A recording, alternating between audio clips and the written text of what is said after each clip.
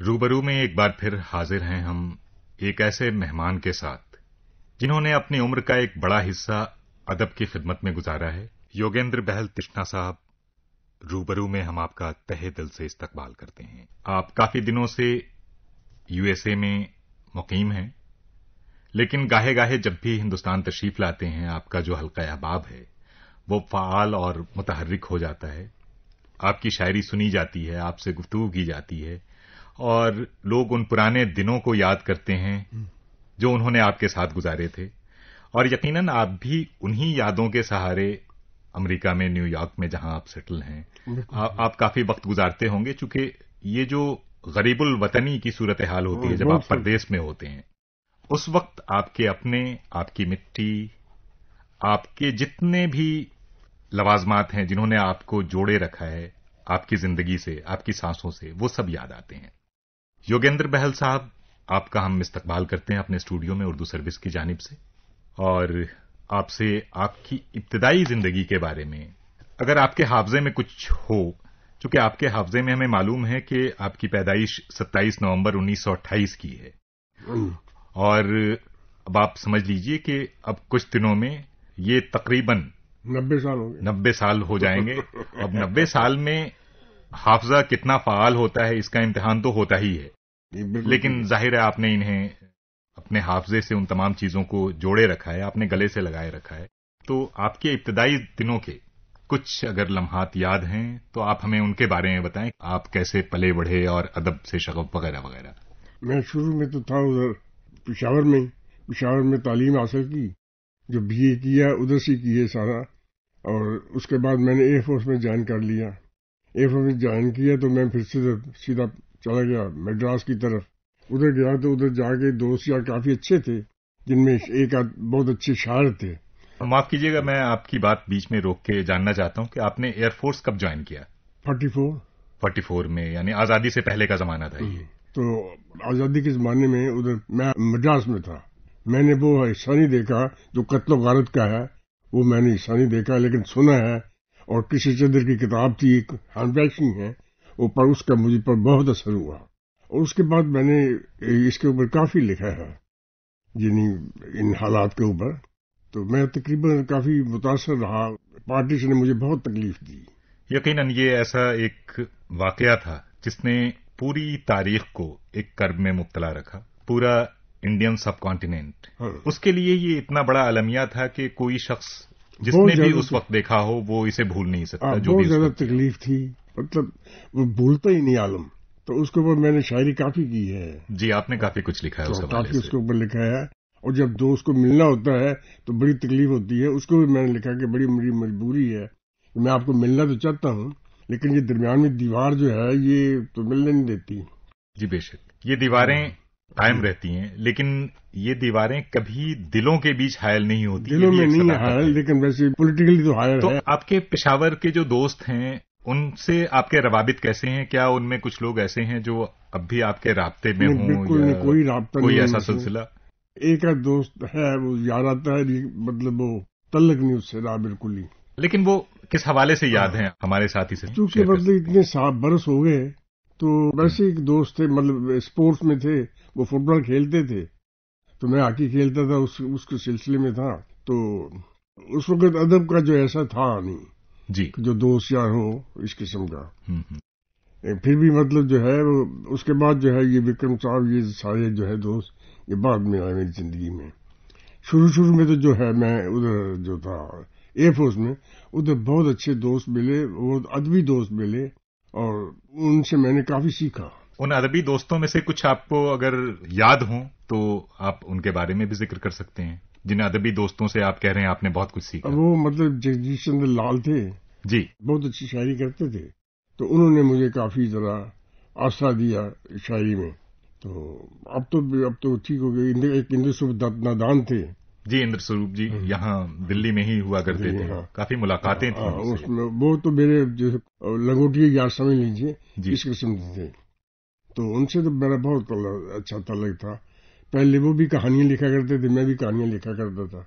Air force میں جب اکٹھے ہم تھے تو وہ پھر آئیے سروس میں آ گئے، تو میں ادھر ہی ایئر فورس میں رہا، میں پائلٹ بن گیا، وہ مطلب آئی افسر بن گئے. یہ اندر سروپ دت نادا صاحب کی بات ہو رہی جی. تو ان سے کافی زیادہ تعلق اچھے رہے. تو وہ پھر وہ پتہ نہیں کب شاعر بن گئے. انہوں نے شاعری لکھی شروع کر دی, میں بھی شاعر بن گیا.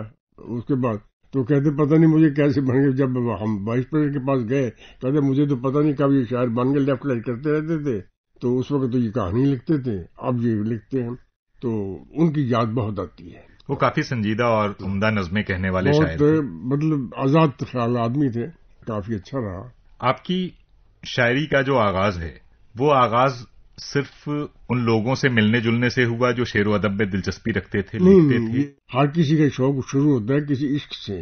جی جی, میرا بھی عشق سے شوق میں اسی لیے جاننا چاہ رہا تھا کہ آپ کے عشق کی نوعیت کیا تھی اور وہ شاعری میں کس طرح درایا. شاعری مطلب شروع میں تو عاشقی میں ہی ہوگی, اس کے بعد نارمل چلتا رہا. جی, تو کافی لکھا. پہلے فکشن لکھتا تھا, لیکن اب مجھے جو ہے بالکل ریالٹی لکھتا ہوں. مطلب جو سامنے آتا ہے وہ اس قسم سے لکھتا ہوں. تو عاشقی میں جو کچھ آپ نے لکھا, جی ظاہر ہے ہماری اور بہت سارے لوگوں کی دلچسپیاں ان چیزوں میں ہوں گی, ان تخلیقات میں ہوں گی.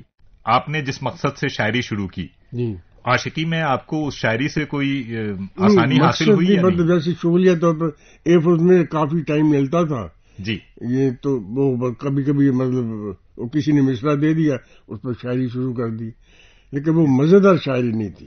طرح ہی غزلیں ہوا کرتی تھیں. مزیدار شاعری اس لیے نہیں تھی کہ وہ بناتے تھے جی, تو اس میں جذبہ نہیں پیدا ہوتا تھا. لیکن جب میں ایکچولی مطلب لکھنا شروع کیا تو بڑا مزہ آنے لگا. وہ خاص وقت کون سا تھا؟ وہ کس زمانے میں آپ نے باضابطہ شاعری شروع کی؟ میں نے مطلب 47 سے شروع کر دی تھی. جی, 47 ایکچوئل 44 سے کی تھی, لیکن 47 سے تو ریگولر کر لی تھی. اس وقت کافی جو اہم لوگ تھے, اردو کے بڑے نام تھے شاعروں میں, بہت اچھے. ہاں, کئی لوگ تھے جو ظاہر ہے آپ نے انہیں پڑھا بھی ہوگا, سنا بھی ہوگا, ان سے ملاقاتیں بھی آپ کی ہوئی ہوں گی.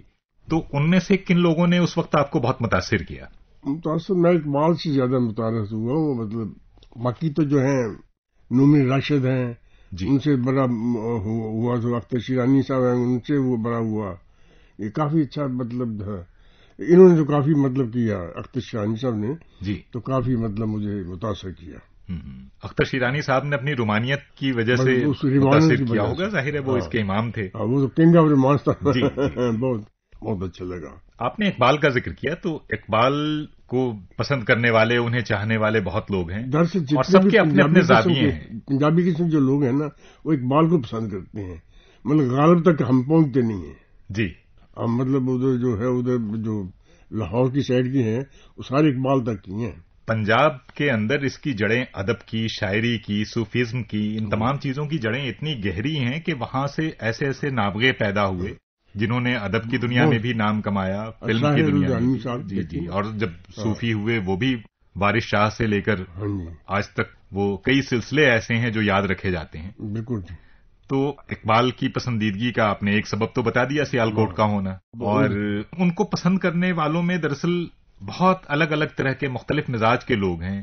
تو مجھے یہ لگا کہ اگر میں آپ سے یہ جان سکوں کہ آپ کے پسند کی جو ترجیحات ہیں, آپ کی پسند ایکچولی مطلب پہلے تو یہ تھا کہ مطلب عشقیہ قسم کی شاعری ہو تو وہ اچھی لگتی تھی. جی, تو اب جو ہے وہ ٹرینڈ بالکل بدل گیا. اب جو نارمل لائف ہے اس قسم سے جو ہے بات چیت ہوتی ہے. جی, تو شاعری میں بہت زیادہ مطلب فرق پڑ گیا. پہلے کی شاعری جو ہے وہ مجھے اب اچھی نہیں لگتی. جی, کیونکہ وہ مطلب اس میں فکشن زیادہ تھی. اب جو ہے اس میں جو ہے ریالٹی 100% ریالٹی ہوتی ہے, فکشن نہیں ہوتی. جی, آپ کے لکھنے کا سلسلہ تو جاری رہا, آپ کے پڑھنے کا سلسلہ بھی قدرے مصروفیات کے باوجود جاری رہا ہوگا. بہت زیادہ رہا. تو ادھر آپ نے کون کون سی کتابیں, مجموعے پڑھے؟ جیسے میں نے شاعروں کے حوالے سے بات کی تو آپ نے بتایا کہ ان لوگوں کو آپ نے جانا. ہم اپنے زمانے میں ایم اسلم پڑھا کرتے تھے. جی, ان کے ناول ہوتے تھے. جی, کوئی ترجمے ہوتے تھے, کوئی ناول ہوتے تھے, ان کو بہت پڑھا ہوتے تھے ایم اسلم کو. وہ ایڈونچر بیسڈ ناولز ہوتے تھے غالباً. ہاں, تو اس کے بعد تو نارمل وقت جو ہے کوئی ناول یا کرشن چندر کا ناول آ گیا جو کوئی اس قسم کے, باقی پڑھتے تھے. یعنی جو اس وقت کے مقبول رائٹرز تھے وہ سارے چاہے اچھے پڑھتے تھے, فکشن والے ہوں یا شاعر ہوں, آپ نے انہیں پڑھا. کافی اچھے تھے. آپ کی مقبولیت کا دائرہ صرف ہندوستان تک نہیں ہے, آپ نے پاکستان میں بھی کافی اپنے مداح پیدا کیے. پاکستان میں بھی بہت ہے. پاکستان میں میرے دو یعنی وہ کتابیں غزلوں کے مجموعے آئے ہیں. دو مجموعے، ایک قطرہ قطرہ زندگی ہے جی، اور ایک درد کا. آپ کی اب تک 11 کتابیں پوری آ چکی ہیں. میں نے تفصیل دیکھی فہرست کی. ماشاءاللہ آپ کا کام اتنا ہے کہ اس سے کسی الگ سے تعارف کی ضرورت نہیں. وہ آپ کو لوگ پڑھتے رہے ہیں، جانتے بھی ہیں. ادھر اس لیے نہیں کہ مطلب وہ جو میں گاڑی چلا نہیں سکتا نا، اس وجہ سے وہ ان سے رابطہ زیادہ قائم نہیں ہو سکا. ویسے مطلب جو ہے کارسپونڈنس ہوتی رہتی ہے. نیو یارک میں نیو یارک کے حوالے سے جاننا چاہ رہا ہوں. پروین شیر وغیرہ جی، ان سے رابطہ ہے، کافی تعلق رہتے ہیں، ان کو پڑھا بھی ہے. وہاں ادبی محفلیں نیو یارک میں ہوتی ہیں بہت زیادہ ہیں. ادھر بھی ہیں. اور کینیڈا میں جب میں جاتا ہوں ادھر تو بہت زیادہ، ادھر تو ایسے پتہ لگتا ہے جیسے یہ دلی کافی کینیڈا میں کافی لوگ ہیں جو اردو کے حوالے سے فنکشن کرتے ادھر تو رہتے ہیں. پیپر ہی بڑے چھپتے ہیں. جی، نیوز پیپر جو ہیں کافی چھپتے ہیں. تو آپ کے ڈرائیو نہ کرنے کے باوجود آپ نے جیسے فون سے ان سے رابطہ قائم کیا؟ فون سے ہوتا ہے تقریباً. وہ ملتے ہیں، آتے ہیں وہ لوگ؟ وہ میرے پاس ملتے ہیں. آپ کا محفلوں میں جانا کم ہوتا ہے اس لیے کہ میں جا نہیں سکتا. ہاں، آپ نے ابھی فرمایا تھا کہ آپ ادروائز تو میں کافی ان سے. وہاں کون لوگ ہیں جو بہت ایکٹیو ہیں نیو یارک میں؟ یاد نہیں.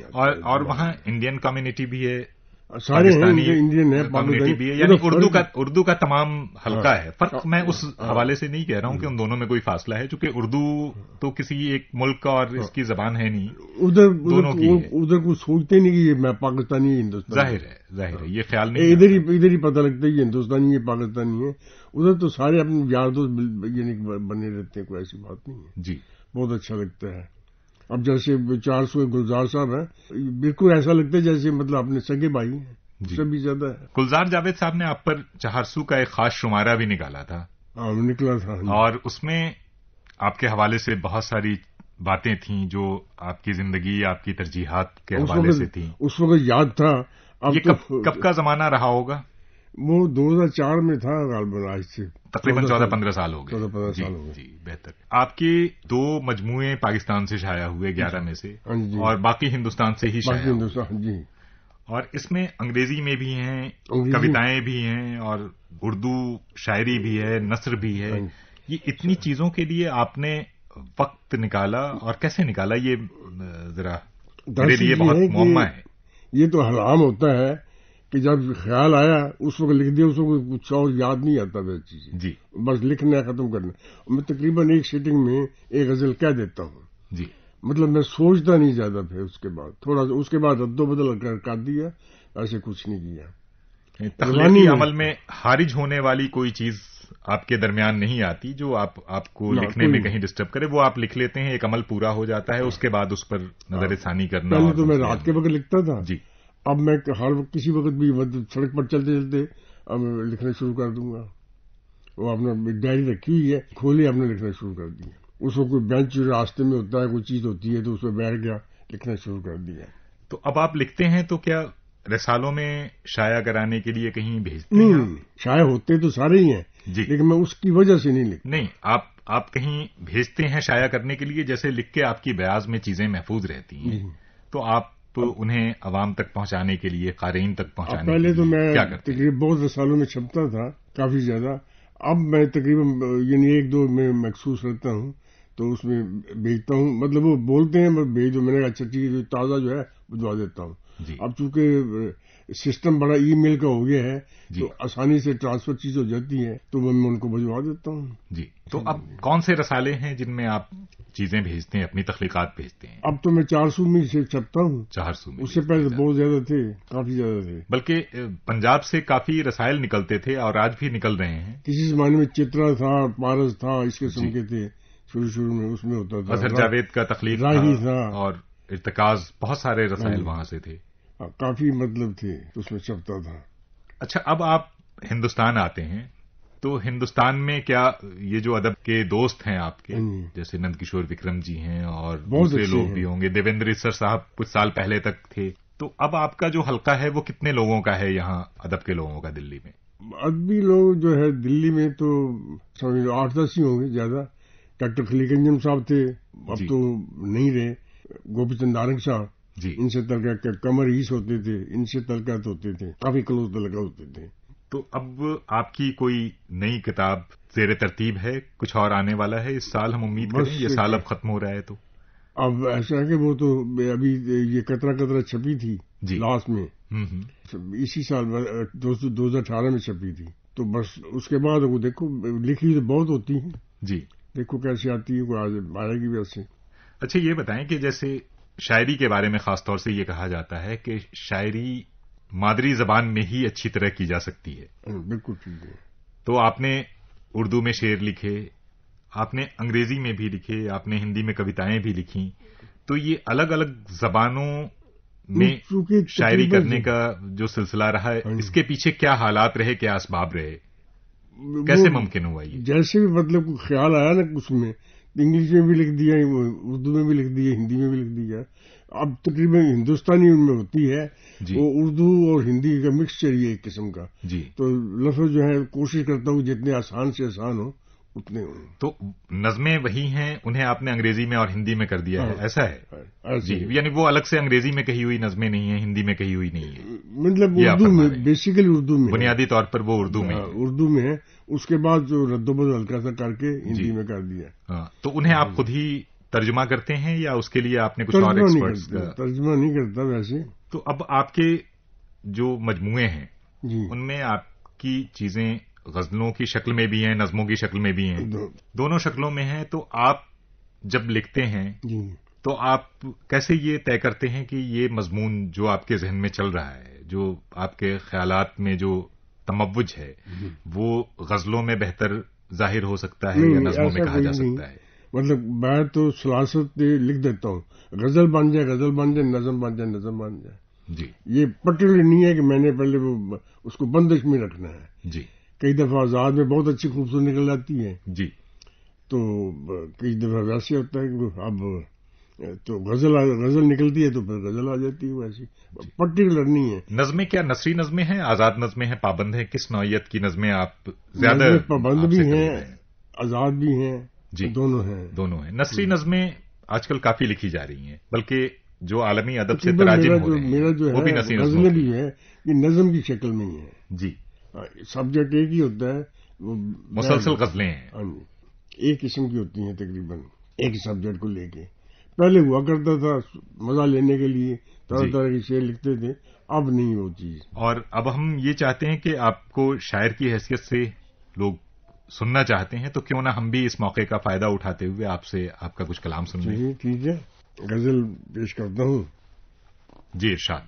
جانے دل کا یہ کیسا عالم ہے، جانے دل کا یہ کیسا عالم ہے، آرزوئے حیات کم کم ہے. واہ واہ، بہت خوب. جانے دل کا یہ کیسا عالم ہے، آرزوئے حیات کم کم ہے.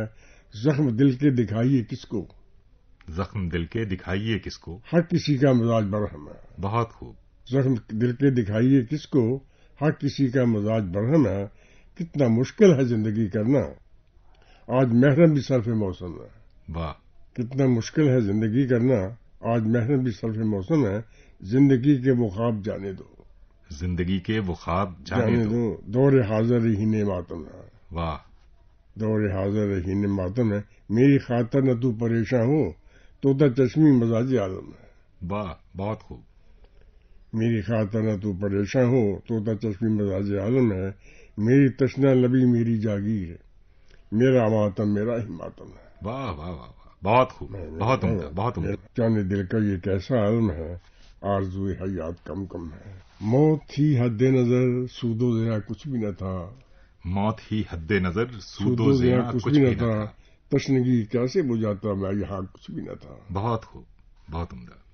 صحرا صحرا زیر پا، حد نظر تک ایک شراب. صحرا صحرا صحرا زیر پا، حد نظر ایک شراب.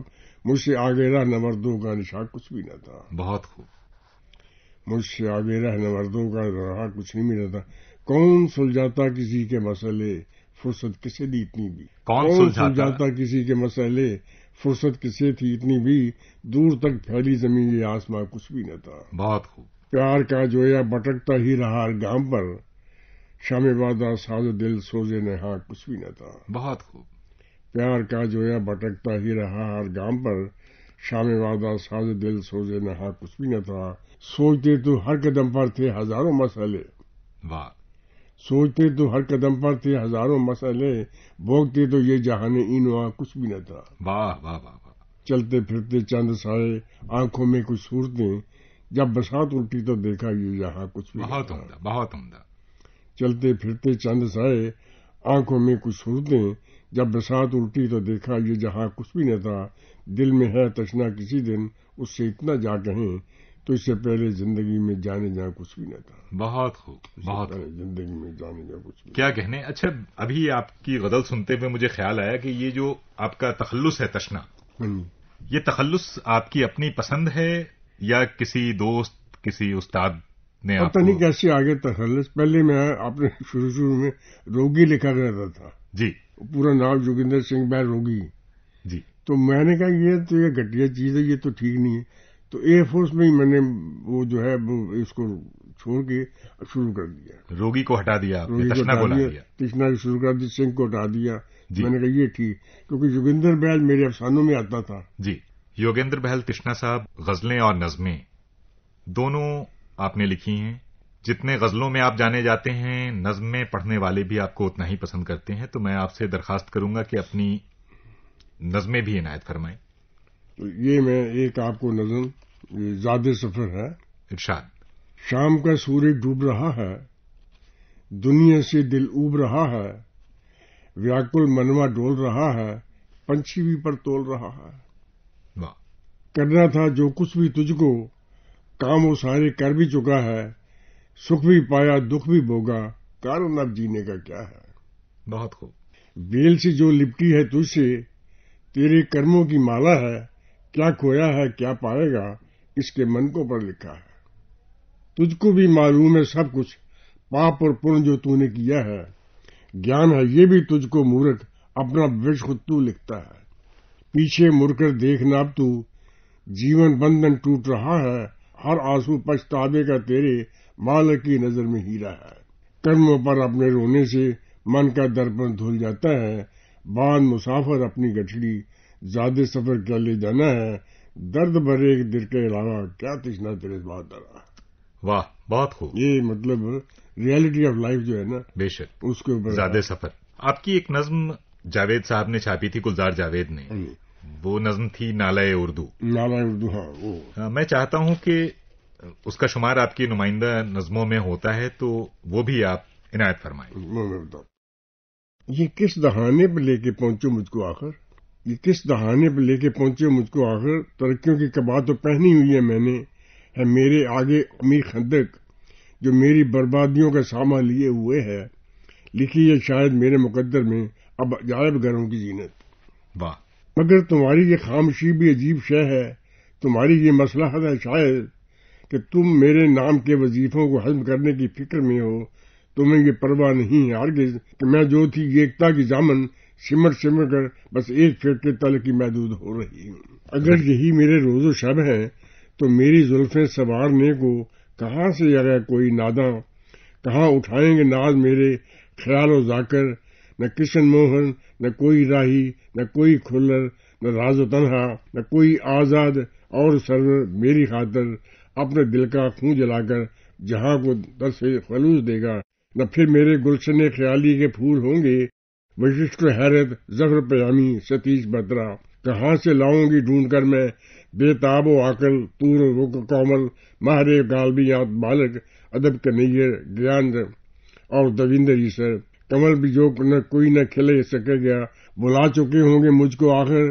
گلزار و سوزو ورما پرکاش راہی کمار پاشی، نہ کوئی خاندان اشک گپتا، نہ کوئی کومل، نہ پھر گلاٹی میرے خیالوں میں گم رہے گا، نہ ہوگا رقصاں طاؤس کوئی ریڈیو پر نشر کرے گا، نہ رشک کوئی، نہ کوئی ہادی، نہ کوئی راہی، نہ کوئی رہبر میرے لیے شبوں میں جاگے گا، وہ شخص جو تھا ازل سے تشنا کہاں میرے دل کا حال لے گا، نہ آئے گا رام لال کوئی میری حفاظت کو تیر لے کر، نہ ہوگی ملا کی سرپرستی بھی مجھ کو حاصل، نہ گور و گوپی دکھا سکیں گے قلم کے جوہر، نہ آئے گا پھر کوئی جوگندر میرے فسانے کے سنوارنے کو، نہ جگمگایا کوئی مہتاب میری شب کو، نہ پھر میرے آسماں کی زینت بنے گا تارا، مشاعروں میں دکھائی دے گا نہ سحر کوئی، نہ نور و ناظر سنائی دیں گے، کہانیوں کے رتن بھی ڈھونڈے سے نہیں ملیں گے، دکن سے اٹھے گا پھر نہ کوئی شیر نواز، اور اس کے ساتھ بھی جو اپنی شعلہ نوائیوں سے مجھے بقائے دوام دیں گے۔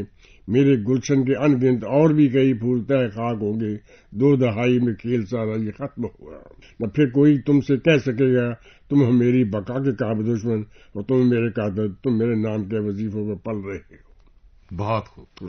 ظاہر ہے آپ نے جن باتوں کی طرف اشارہ کیا ہے اس عمدہ نظم میں، وہ باتیں صداقت سے بہت قریب ہیں، اور جو صورتحال رہی ہے زبان کے حوالے سے جو بھی خیالات رہے ہیں، انہوں نے سچے ادب اور سچے لوگوں کو تکلیف پہنچائی ہے، ان کا نقصان ہوا ہے۔